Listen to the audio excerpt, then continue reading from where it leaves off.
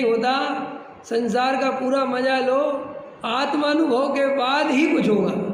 अरे भाई तो आत्मानुभव होगा कैसा जब तक तुझे संसार से अरुचि नहीं हो। वैराग 3 लेवल का समझाया था मैंने, किसी को याद हो? श्रद्धा के वैराग में ही समकित का फूल खिलता है। क्या बोला मैंने? अगर तुम्हारी श्रद्धा में संसार में रुचि पड़ी हुई है, संसार से अरुचि नहीं हुई, तो तुम कितने ही शास्त्र पढ़ो, कितने ही बड़े पंडित बन जाओ, कितने ही तुम्हारी लोग प्रशंसा करें, और कितने ही बाहर में त्यागव्रत भी ओढ़ लो, घबराना नहीं, खाली खाने पीने की बात नहीं, तो ब्रह्मचारी बन जाओ। लेकिन तुम्हारी श्रद्धा में अगर संसार में रुचि पड़ी हुई है, पर द्रव्य की रुचि पड़ी हुई है, मान आदिक में सुख बुद्धि पड़ी हुई है, पर द्रव्य में एकत्व पड़ा हुआ है, अभी भी संसार में सुख मानते हो, चाहे जो करना हो करते रहना, सम्यक दर्शन नहीं होगा।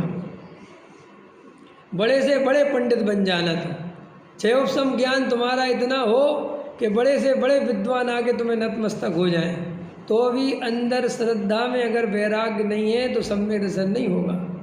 आज मुमुक्षु जो है उसके सम्यक दर्शन नहीं होने का कारण ये कि वो शास्त्रों को तो पढ़ता रहता है, समझ में आया, बाहर में त्याग व्रत भी करता रहता है, लेकिन श्रद्धा में उसे वैराग्य नहीं है, संसार की अरुचि नहीं है, पुण्य की अरुचि नहीं है, विषय भोगों की अरुचि नहीं है।